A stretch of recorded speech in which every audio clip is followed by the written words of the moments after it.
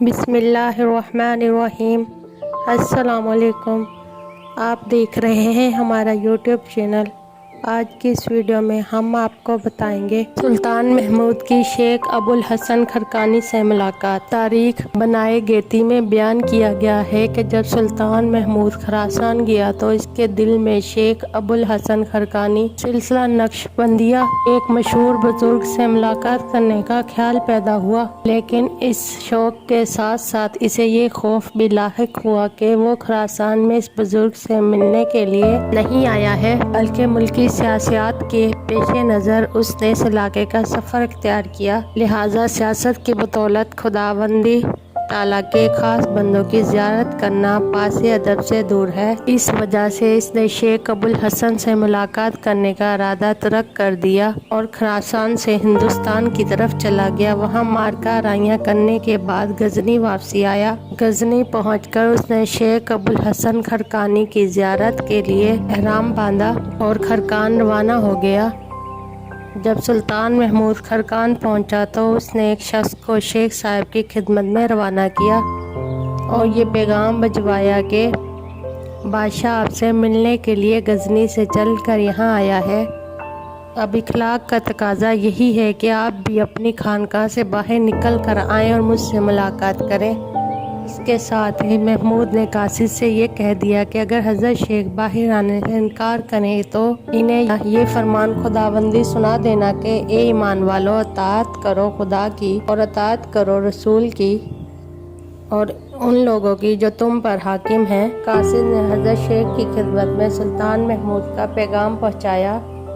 شیخ صاحب نے اپنی خانقاہ سے باہر نکلنے سے انکار کیا اور یہ کہہ دیا کہ انہیں اس خدمت سے معذور سمجھا جائے۔ قاصد نے محمود کی ہدایت کے مطابق متذکرہ بالا آیات پڑھ کر سنائی۔ اس کے جواب میں شیخ صاحب نے کہا، محمود سے جا کر یہ کہو کہ میں اب تک اللہ تعالیٰ کی اطاعت میں اس حد تک مستفرغ ہوں کہ رسول کی اطاعت کے مرتبے تک نہ پہنچنے کی بڑی ندامت ہے۔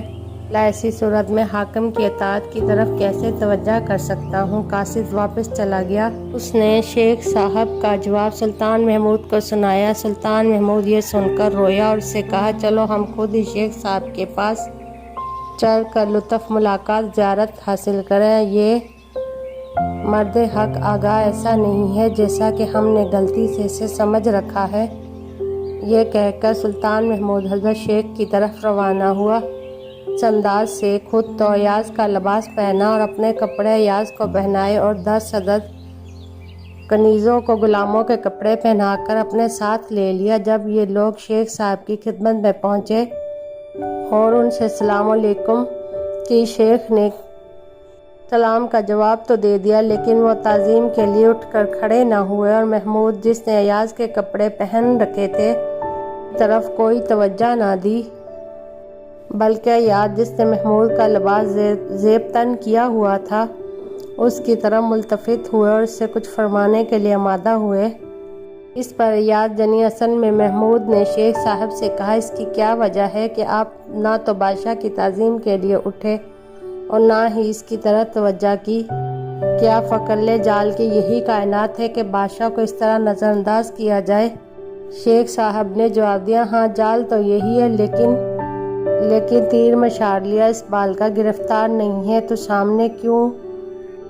سامنے آ کیونکہ تو خود اس جال کا سب سے بڑا شکار ہے۔ سلطان محمود نے جواب دیا، شیخ صاحب نے اصل حقیقت کو بانپ لیا ہے۔ تو وہ بڑے ادب سے شیخ صاحب کے سامنے بیٹھ گیا اور ان سے کہا، مجھ سے کچھ فرمائیے۔ سلطان نے ان کنیزوں کو وہاں سے اٹھا دیا اور پھر شیخ صاحب سے یوں مخاطب ہوا، حضرت بایزید بسطامی کی کوئی حکایت مجھے سنائیں۔ شیخ صاحب نے کہا، بایزید نے فرمایا ہے کہ جس نے مجھے دیکھ لیا وہ ظلم و ستم کی تمام برائیوں سے محفوظ ہو گیا۔ اس پر محمود نے سوال کیا، یہ بات میری سمجھ میں نہیں آئی، کیا یزید کا مرتبہ حضرت محمد صلی اللہ علیہ وسلم کے رتبے سے بھی زیادہ ہے؟ نبی کریم صلی اللہ علیہ وسلم کے دیکھنے والوں میں بھی سبھی اچھے نہ تھے، ابو جہل اور ابو لہب ویسے ہی کافر رہے، تو پھر یزید کے دیکھنے والوں میں ہر ظالم کس طرح اچھا انسان بن سکتا ہے؟ शेख साहब ने सुल्तान महमूद की ये बात सुनकर कहा, हे महमूद, तो अपनी बसात से बढ़कर बातें न कर, अदब को मलहूज रख, बेअदबी से वलायत की दुनिया में कदम न रख। तो जान ले कि हज़रत मोहम्मद सल्लल्लाहु अलैहि वसल्लम को सिवाय 4 यारों के और चंद दीगर सहाबा के किसी और ने नहीं देखा। क्या तूने कुरान करीम की ये आयत सुनी नहीं? और तुम देखते हो ऐसे लोगों को वो नजर करते हैं तुम्हारी तरह, हालांकि वे हकीकतन तुमको नहीं देख सकते। सुल्तान महमूद को हज़रत शेख की ये बात बहुत पसंद आई और उसने कहा, मुझे कोई नसीहत कीजिए। शेख साहब ने जवाब में कहा, तुझे चाहिए कि 4 चीज़ों को अख्तियार करे। अव्वल परहेजगारी, दोम नमाज बाजमात, कौम सखावत, हारम शफकत। इसके बाद महमूद ने शेख साहब से कहा, मेरे हक में दुआ कीजिए। शेख साहब ने कहा, 5 वक्त नमाज पढ़ने के बाद ये दुआ करता हूँ, अल्लाहुम्मा ग़फ़िरली लिल मोमिनीन वल मोमिनात। महमूद ने कहा, ये दुआ तो आम है, मेरे लिए कोई खास दुआ फरमाइए। शेख साहब ने फरमाया, जा तेरी आकबत महमूद हो। बाद सुल्तान महमूद ने रुपयों का एक तोड़ा शेख की खिदमत में पेश किया। शेख ने जौ की रोटी सुल्तान के सामने रखी और खाने के लिए कहा। महमूद ने कहा, रोटी बहुत सख्त है। इसने हर चंद इसे चबाया, लेकिन ना तो वो दांतों से कटती थी और ना ही गले से नीचे उतरती थी। अब ने पूछा, क्या ये रोटी तुम्हारे गले में अटकती है? महमूद ने जवाब इस बात में दिया तो शेख ने फरमाया, जिस तरह हमारी ये सूखी रोटी तुम्हारे गले से नीचे नहीं उतरती, इस तरह तुम्हारा ये रुपयों से भरा हुआ तोड़ा भी हमारे गले से नीचे नहीं उतरता। इसको हमारे सामने से उठाओ, क्योंकि हम इसको बहुत पहले तलाक दे चुके हैं। महमूद ने शेख साहब से कोई चीज़ बतौर इनकी यादगार के मांगी। उन्होंने इसे अपना एक खरका देकर रुखसत किया। जब महमूद रुखसत के वक्त उठा तो इस मर्तबा शेख साहब ने इसकी ताज़ीम की, उठकर खड़े हो गए। महमूद ने कहा, आखिर इसकी क्या वजह है?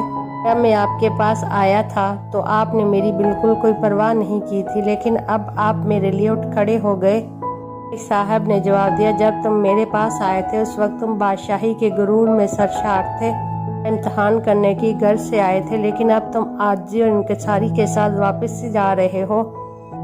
खरका शेख की करामत। शेख साहब से रुखसत होकर सुल्तान महमूद गजनी वापस आया और उस दिन के अता करदे खरके को बड़ी हिफाजत से अपने पास रखा।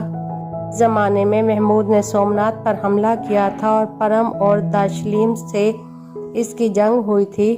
महमूद को ये खतरा लाहिक हुआ था कि कहीं मुसलमानों के लश्कर पर हिंदुओं का लश्कर गालिब ना आ जाए। इस वक्त परेशानी के आलम में सुल्तान महमूद शेख साहब के खरका को हाथ में लेकर सजदे में गिर गया। खुदावंद ताला से दुआ की, खुदा इस खरके के मालिक के तफेल में मुझे इन हिंदुओं के मुकाबले में फतह दे। मैं नियत करता हूँ कि जो माले गनीमत यहाँ से हासिल करूँगा उसे गरीबों और मोहताजों में तकसीम कर दूँगा। मौरखिन का बयान है कि इस दुआ के मांगते ही आसमान के खिस्से से स्याह बादल उठे और सारे आसमान पर मुहित हो गए। बादल की गरज और चमक और बिजली की चमक कड़क से हिंदुओं का लश्कर हरासा हो गया। ऐसी तारीकी छा गई कि हिंदू इस परेशानी के आलम में आपस ही के एक दूसरे से लड़ने लगे।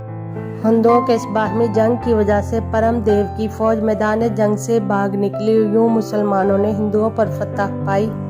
मैंने एक मोतबर तारीख में ये रवायत देखी है कि जिस रोज सुल्तान महमूद ने शेख अबुल हसन खरकानी के खरके को हाथ में लेकर खुदावंद ताला से दुआ मांगकर फतह हासिल की, उस रात को महमूद ने ख्वाब में शेख अबुल हसन को देखा। उन्होंने महमूद से फरमाया, महमूद, तूने मेरे खरके की आबोरेजी की है।